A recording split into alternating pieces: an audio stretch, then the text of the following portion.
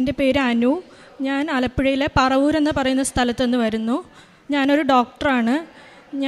എൻ്റെ കുടുംബം ഒരു വർഷത്തോളമായിട്ട് ഉടമ്പടിയിലാണുള്ളത്. പപ്പയാണ് ആദ്യം ഉടമ്പടി എടുത്തത്. ഞാൻ ഉടമ്പടി പ്രാർത്ഥന ചൊല്ലുമെന്നല്ലാതെ വേറെ കാരുണ്യ പ്രവൃത്തിയോ പത്രം വിതരണം ചെയ്യുകയോ ഒന്നും ചെയ്തിട്ടുണ്ടായിരുന്നില്ല.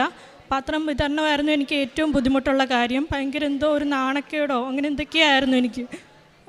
ഞാൻ ഇവിടെ വന്ന് MBBS കഴിഞ്ഞു. ആദ്യമായിട്ട് PG മെഡിക്കൽ എൻട്രൻസ് എഴുതി. എഴുതുന്നതിന് മുമ്പ് ഇവിടെ വന്ന് അച്ഛനെ കണ്ട് പ്രാർത്ഥിച്ചിട്ടൊക്കെയാണ് ഞാൻ പരീക്ഷ എഴുതിയത്.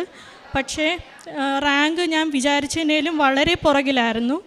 ആ ഒരു റാങ്ക് വെച്ച് എനിക്കൊരു medical seat PG medical seat മെറിറ്റിൽ കിട്ടുക അസാധ്യമായിട്ടുള്ളൊരു കാര്യമായിരുന്നു.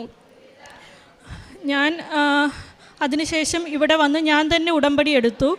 എന്നിട്ട് ഉടമ്പടിയിൽ ആ ഒരു മാസം എല്ലാ കാര്യങ്ങളും കറക്റ്റായിട്ട് ചെയ്തു. ഉടമ്പടി പത്രം വിതരണം ചെയ്തു, കാരുണ്യ പ്രവൃത്തികൾ ചെയ്തു, വചനം കേട്ടു, പ്രാർത്ഥനകൾ ചൊല്ലി എല്ലാം കറക്റ്റായിട്ട് ചെയ്തു. ആ മാസം തന്നെ എനിക്ക് മെറിറ്റിലെ PGയിൽ ഒഫ്താൽമോളജി സീറ്റ്, അതും കേരളത്തിൽ തന്നെ ലഭിച്ചു. ഫസ്റ്റ് ചാൻസിൽ തന്നെ ഒരു മെറിറ്റ് PG സീറ്റ് കിട്ടുക എന്ന് പറയുന്നത് വളരെ ബുദ്ധിമുട്ടുള്ള കാര്യമാണ്. പലരും പല വർഷങ്ങൾ ജോലിക്ക് പോകാതെ വീട്ടിൽ ഇരുന്ന് പഠിച്ചിട്ടാണ് ഒരു മെറിറ്റ് സീറ്റ് PGക്ക് കിട്ടുന്നത്. അങ്ങനെ ഒരു സാഹചര്യത്തിൽ ദൈവം എനിക്ക് ഫസ്റ്റ് ചാൻസിൽ തന്നെ കേരളത്തിൽ തന്നെ മെറിറ്റിൽ ഒഫ്താൽമോളജിക്ക് PGക്ക് അഡ്മിഷൻ നൽകി അനുഗ്രഹിച്ചു. അതേപോലെ തന്നെ എൻ്റെ അമ്മയ്ക്ക് ഒരു 2 കൊല്ലമായിട്ട് ഒരു സ്കിൻ ഡിസീസ് ഉണ്ടായിരുന്നു. പല മെഡിസിൻസ് ഞാൻ കൊടുത്തു, പല ട്രീറ്റ്മെൻറ്റും കൊടുത്തിട്ടും അത് കുറയും പിന്നെയും വരും, അങ്ങനെ ചെയ്തുകൊണ്ടിരിക്കുകയായിരുന്നു. മമ്മി ഭയങ്കര ഒരു ഡിപ്രഷനിലേക്ക് പോയിരിക്കുമായിരുന്നു. ആ സമയത്ത് പിന്നീട് മരുന്നൊക്കെ നിർത്തി മമ്മി ഉടമ്പടി തൈലം മാത്രം തേക്കാൻ തുടങ്ങി. ഇപ്പം മമ്മിയുടെ സ്കിൻ ഡിസീസ് പൂർണ്ണമായിട്ടും മാറി. പിന്നെ എൻ്റെ അപ്പൂപ്പൻ 1 വർഷത്തോളം മുട്ടിൻ്റെ ഒരു അസുഖം മൂലം ഫുൾ ബെഡ് റിഡൻ ആയിരുന്നു, കിടപ്പിലായിരുന്നു.